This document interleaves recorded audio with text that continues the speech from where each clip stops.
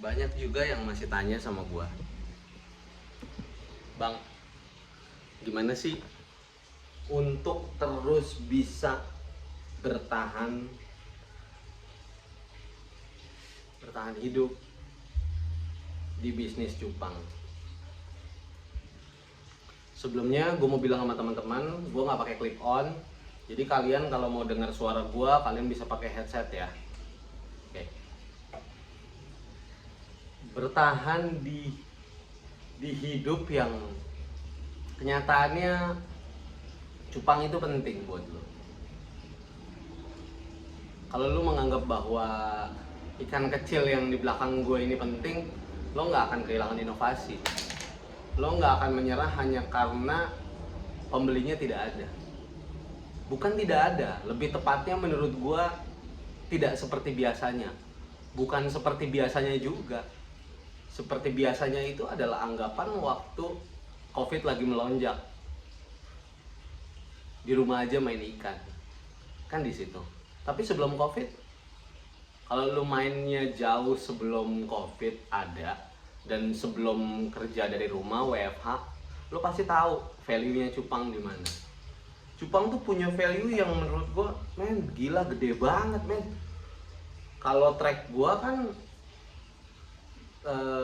sebelum vakum datang kontes, itu kan di kontes ya. Di kontes tuh lu banyak banget dapat exposure, teman-teman. Lu punya privilege juga. Seperti apa kalau misalnya ikan lu juara di kontes, orang tahu siapa lu. Tapi kalau cuma 1-2 kali pergi kontes, apa mungkin orang tahu? Orang nggak tahu, teman-teman. Ingat ya, datang ke kontes, main ikan kontes, ngerti kontes seperti apa, dan itu semua apa ya namanya ya? Itu semua bisa juga ngebangun image lu siapa di kontes, image lu siapa di percupangan. Itu bisa ngebangun. Bisa menaikkan omset nggak? Bisa. Tembakannya tuh dari kontes dulu ya. Tembakan tuh dari kontes ya. Uang lebihnya tuh gede banget cuy. Makanya gue pengen kontes. Makanya pengen main ikan yang spek kontes. Kesalahan gue waktu gue main kontes itu, gue start kontes tuh 2013. Kesalahan gue adalah, jadi kan gue basicnya ini kan main partai, teman-teman. Jual beli cupangnya sistemnya partai. Partai itu ya skala banyak lah, 50 ekor menurut gue udah partai. 50 sampai 100 ekor itu udah partai menurut gue. Gue tinggalin siklus itu, teman-teman. Gue meninggalkan siklus itu karena gue udah tergila-gila sama yang namanya cupang kontes. Ngerti, tahu ikannya kayak gimana, terus dapat piala kan seneng banget. Jauh sebelum GC dapat piala itu seneng banget, teman-teman. Jadi kayak ya udahlah, gue udah fokus ke spek kontes. Sampai akhirnya gue bingung, sampai di titik yang bingung kayak, kalau ikan kontes udah nggak bisa dipakai lagi, kemana nih ikan? Karena kan dulu waktu main kontes ikannya belum tentu laku, kan gitu. Kemana nih ikan, mesti gimana nih? Akhirnya kebuang gitu aja ikannya. Banyak mungkin lu beli ikan 200-300 ribu, tapi ikannya nggak kepake buat kontes. Beli bahan, ikannya nggak kepake buat kontes gitu. Ya teman-teman beli bahan ikan bahan-bahan kontes kan harusnya sudah tahu di mana. Kalau di IBC di mana, di SNI untuk plakat half moon, giant, serit itu di mana, kemana udah tahu lah gitu. Tinggal cari di Instagram juga ada, di Facebook apalagi banyak kayak gitu. Kontes itu adalah sebuah sarana yang menurut gua apa ya kalau bukan karena gua main kontes gua nggak bisa sejauh ini mungkin gitu loh. Tapi akhirnya yang ditakutkan sama gue terjadinya karena bosen kontes kayak gitu. Itu dari gue. Makanya akhirnya gimana caranya gue sambil kontes sambil jualan. Ya jualannya udah jualan mungkin bahan, udah jualan ikan progres, istilah ikan setengah jadi yang tinggal dirawat dikit bisa kontes, sama ikan siap kontes, support orang kontes gimana. Nah terus kalau dari kontes kok lu bisa survive, bisa inovasi sampai kayak sejauh ini?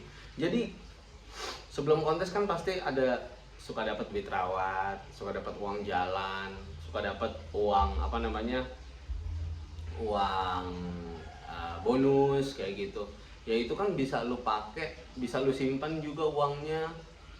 Ya bukan dalam arti irit, itu kan masing-masing ya teman-teman ya. Lu bisa mengolahnya kayak gitu. Ya kalau pergi kontes ya costnya gede nggak sih? Gede, tapi kita coba minimalisir karena gue berpikir gue selalu berpikir bagaimana cupang ini bisa menghidupi gue bukan cuma 1-2 hari, tapi kedepannya seterusnya kayak gitu. Pernah lengah nggak sih ketika lu ngerasa lu cukup semuanya? Pernah lengah, pernah QC gue kurang, quality control gue pernah kurang, dan itu cepet-cepet gue ubah. Gimana caranya sustain? Kan bisa dilihat tuh, bisa dilihat dari like, bisa dilihat dari insight jangkauan di Instagram kayak gimana, kayak gitu. Instagram itu menurut gue alat ukur apa namanya ya, branding lu. Instagram itu alat ukur. Banyak kok di Tokopedia juga ada alat ukurnya kayak gitu, alat ukur untuk mengatur traffic, untuk melihat traffic kayak gitu. Jadi kenapa masih main cupang?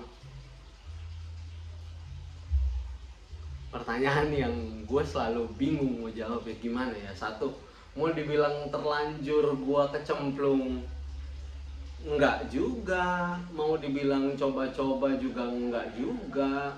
Hobi ngerawat masa kecil iya. Apa ya, jadi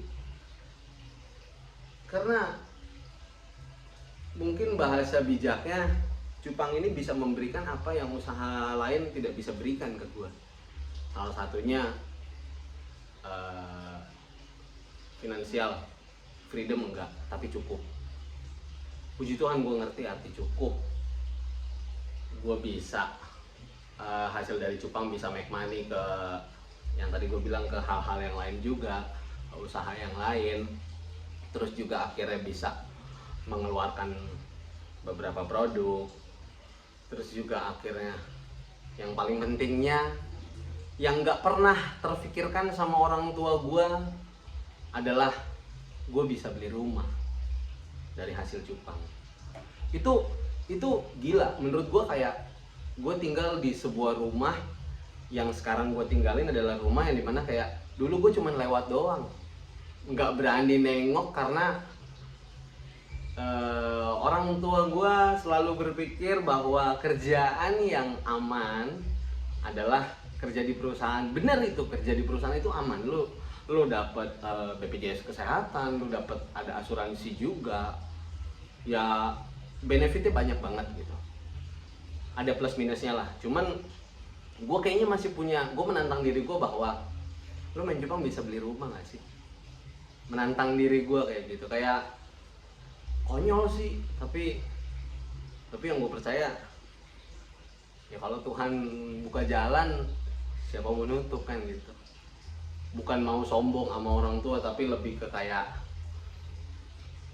izinin gue dan kasih gue waktu buat gue bisa mencapai titik dimana gue bisa memaksimalkan potensi bisnis cupang ini gitu.